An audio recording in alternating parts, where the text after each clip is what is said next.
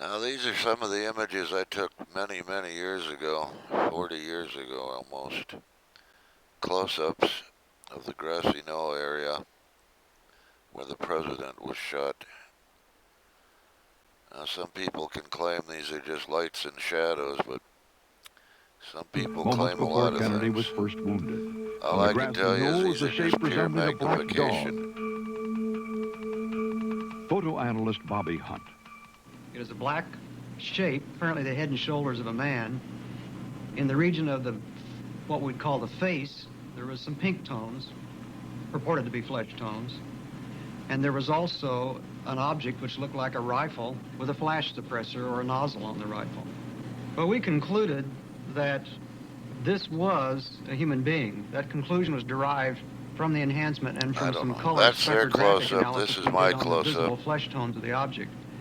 We did not conclude, however, that that was a rifle. We simply said it was consistent with a blur induced by the motion of the photograph.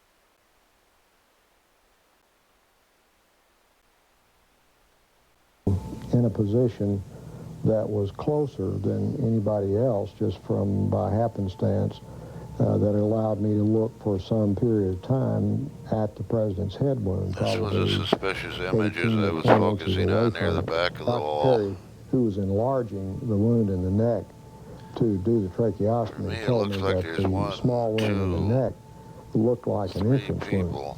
The head wound that I saw was a very large wound in the right posterior part of the head. Well, where did you think the shots had come from? What did you think?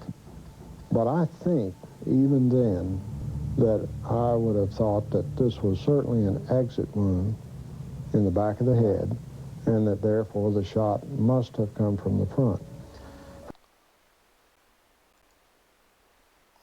I viewed the autopsy pictures. They had the frontal part of the cerebrum here in the skull. Another one of my close-ups I found many years ago. I think they pulled the skin back up over this wound. That's the only thing I can postulate, because the back of his head was gone. This was They claim there was a big hole in the top of the head. 9 to 10 centimeters across. When we zoom in on the Mormon photo, we see something different here.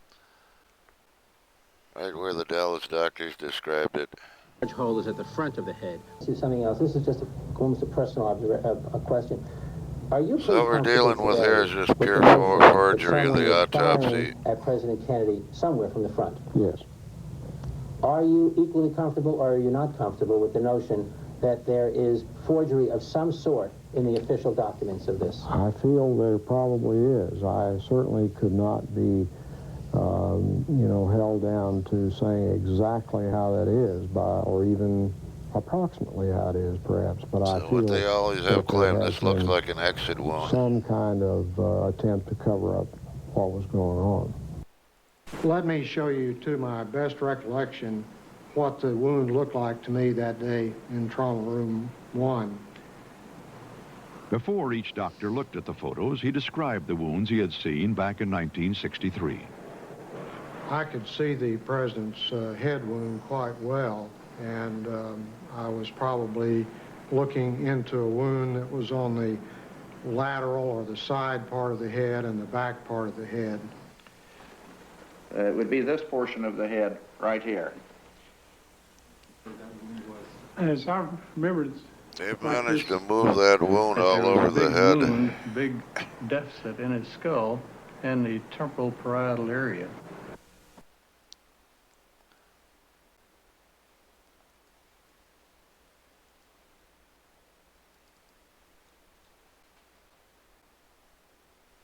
Right. He died of a gunshot wound. in the brain of a bullet right through the head. John Kennedy was obviously shot from the front. Everybody knows it. Virtually everybody in Dealey Plaza rushed to the Grassy Knoll, where they heard the sounds. It came from a fence between the book depository and the railroad track.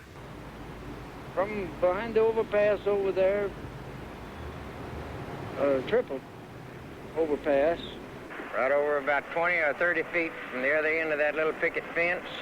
And it sounded like it came from the left and in front of us, towards the wooden fence. And there was a puff of smoke that came underneath the trees. We all four seen about the same thing as the shots. The smoke came from behind the hedge. And then as the car got directly in front of us, well, a gunshot apparently from behind us hit the president's side of the temple. Do you think the first gunshot came from behind you, too? I think it came from the same location. Apparently back up on the it's interesting to note that almost every witness in Dallas described that wound in the back of the head. It looks like an exit wound. One of these shots. This blob right here that doesn't appear to be like much, just well, anyhow, I was taking a lot closer look here.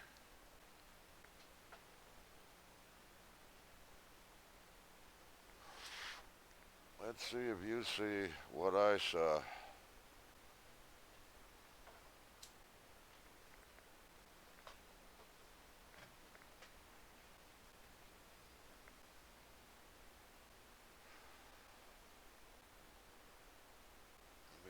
Beginning to see a face here. What really caught my eye was this upside down stripe here. I couldn't figure out what that could have been. So I was looking a little closer. So that's a little closer up of that image right here. As you can see, this is on the this is picked up on television as they zoomed in on the Mormon photo. This was in a book, double page enlargement.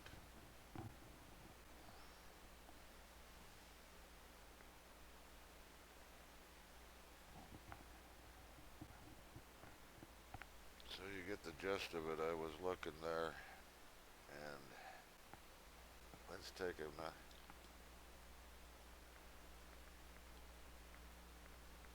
So it was after I found that I decided to look closer at the president extracted from that. And when I discovered those images in the back on the head. How about a colorized version?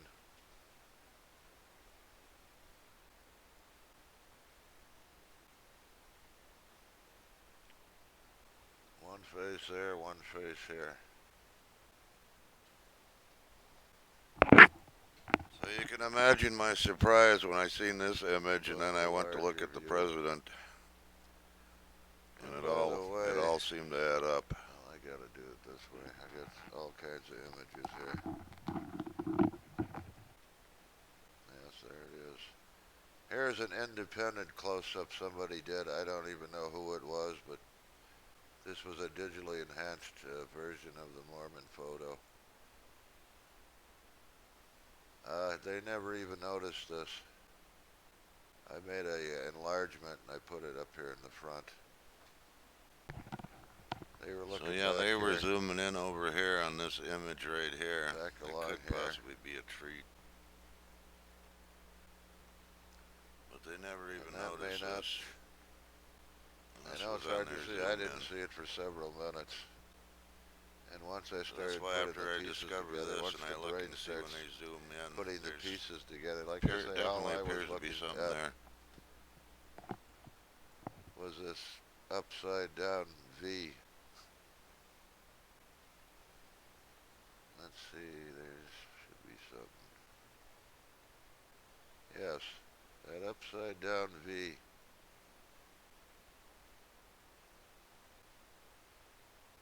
And then I noticed there were a few others. There was this, what appears to be a circle here, just above that. And then I started putting the pieces together. You start seeing the faces. Once you start seeing the faces, understand this is the left arm.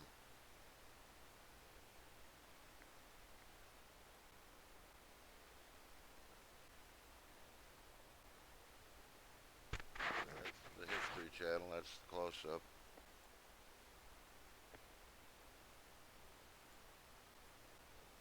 Again.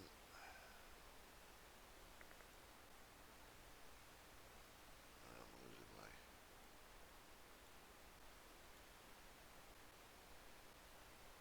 Where's the color?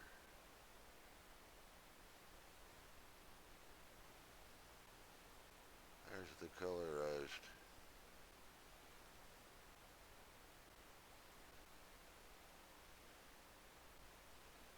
So there's definitely something very unusual there, to say the least. And when you put it all together, I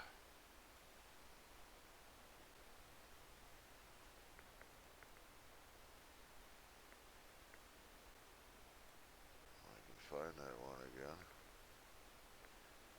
Well, anyways, here's an even more extreme close-up. Let me see if I move that in a little.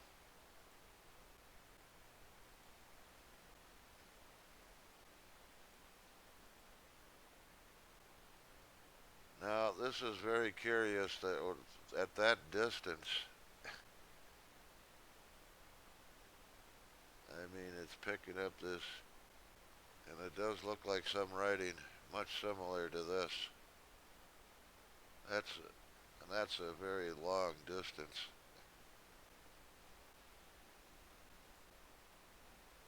But anyways,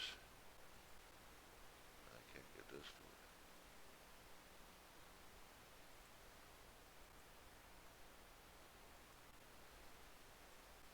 So anyhow, it's very curious that, if I can find that one.